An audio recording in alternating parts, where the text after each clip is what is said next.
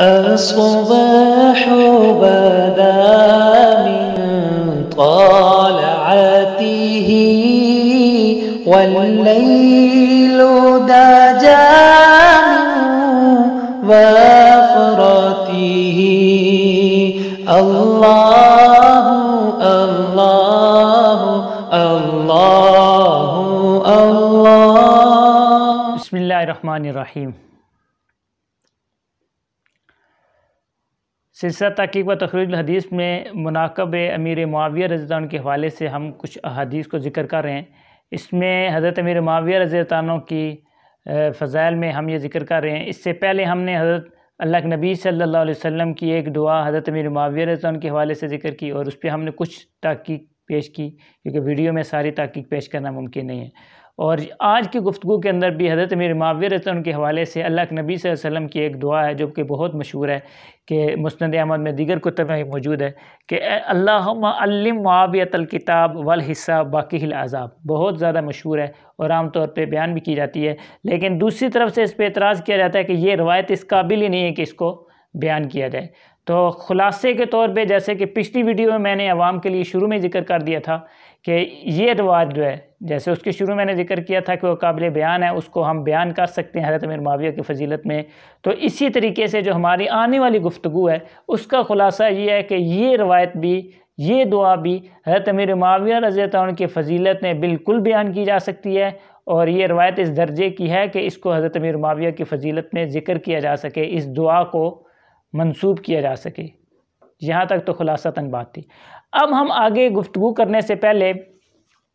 بطور خلاصہ عوام اگر دیکھنا چاہیں، سمجھنا چاہیں تو میں سمجھانے کی کوشش کروں گا، لیکن یہاں پہ عرض کر دوں کہ جو حضرات احادیث کے علم کے ساتھ شدھ بدھ رکھتے ہیں وہ اس چیز کو یقیناً جانتے ہوں گے کہ احادیث کے اندر ایک لفظ استعمال ہوتا ہے تابع اور شاہد کا. ہوتا اس طرح ہے کہ بعض دفعہ کسی ایک روایت کے اندر کسی قدر یا ایک طریق میں یا سند میں کسی درجے کا ذوف پایا جاتا ہے، شدید ذوف نہیں، اس کو ہم ایک طرف رکھتے ہیں. کسی قدر ذوف پایا جاتا ہے حافظے کی کمزوری کی وجہ سے یا کسی اور علت کی وجہ سے، تو وہاں پہ اسی روایت کا کوئی اور طریق وہاں پہ آتا ہے جس کے اندر وہ ذوف نہیں ہوتا یا کچھ کم درجے کا ذوف ہوتا ہے اور وہ روایت مل کے اس کا شاہد تابع یا تابع بن جاتی ہے اور اس طریقے سے مجموعی طور پہ یہ روایت اس درجے تک جا پہنچتی ہے جس کو محدثین کی اصطلاح میں حسن لغیرہ کے معنی میں استعمال ہوتے ہیں. حسن لغیرہ حدیث کی ایک قسم میں شمار ہوتی ہے. وہ اسی طرح بنتی ہے کہ بعض دفعہ روات کے اندر یا سند میں کچھ کمی بیشی ہوتی ہے، ان میں کچھ ذوف ہوتا ہے، لیکن دوسرے طریق سے یا دیگر طرق سے، ایک طریق نہیں کئی طرق سے وہ روایت آ رہی ہوتی ہے اور وہ اس ذوف کو کسی قدر کم کر دیتی ہے اور روایت جو ہے وہ بیان کے قابل بن جاتی ہے. تو یہاں یہ جو روایت حضرت امیر معاویہ رضی اللہ عنہ کی ہے یہ تقریباً 4 صحابہ کرام سے مسند اور 2 جو ہے یہ مرسل طور پہ یہ روایت جو ہے وہ مروی ہے. اور اس میں ایک روایت جو طریق ہے وہ زیادہ مشہور ہے، حضرت ارباز بن ساریہ رضی اللہ عنہ کا یہ طریق ہے جس کے اندر یہ روایت جو ہے وہ فرماتے ہیں کہ اللہ کے نبی صلی اللہ علیہ وسلم نے حضرت امیر معاویہ رضی اللہ عنہ کے بارے میں یہ دعا فرمائی تھی. اور یہ والا جو طریق ہے حضرت ارباز بن ساریہ رضی اللہ عنہ کا،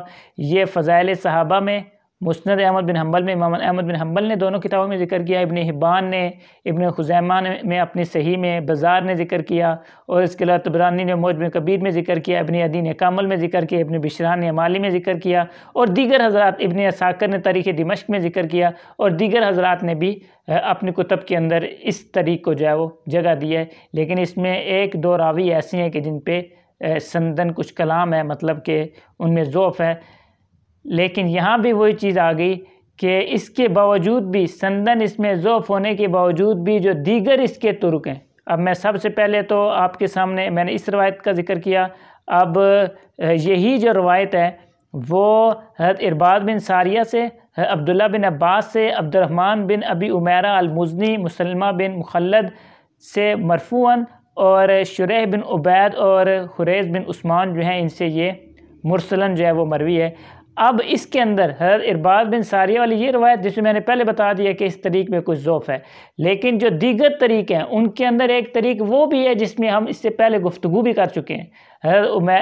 عبد الرحمن ابن ابی عمیرہ المزنی کا وہ طریق جو اللہم اجعلہ ہادیا مہدیا کی ہماری ویڈیو کلپ ہم نے ذکر کیا تھا، اس میں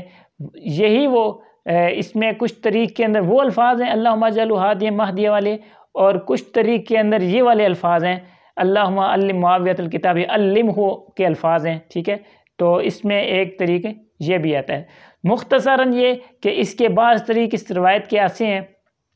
کہ جو اس کے لیے تابع شاہد نہیں بن سکتے، اس میں ضعف کچھ درجے کا زیادہ ہے، لیکن کچھ طریق ایسے ہیں ان میں مرسل طریق بھی ہیں، اور بعض طریق ایسے ہیں جیسے عبد الرحمن بن ابی عمیرہ المزنی کا جو طریق ہے، جیسے ہم نے پہلے اس پہ گفتگو کی کہ انتہائی جاندار اور یہ صحیح طریق ہے، تو یہ بھی اس کے لیے تابع اور شاہد کا کام بنے گا۔ اور بن کے یہ سارے طریق جتنے بھی ہیں 4 صحابہ کرام سے، اور مرسل بھی کچھ، یہ مرسل طور پہ بھی یہ جو روایت جو ہے جس کے اندر یہ حضرت امیر معاویہ رضی اللہ عنہ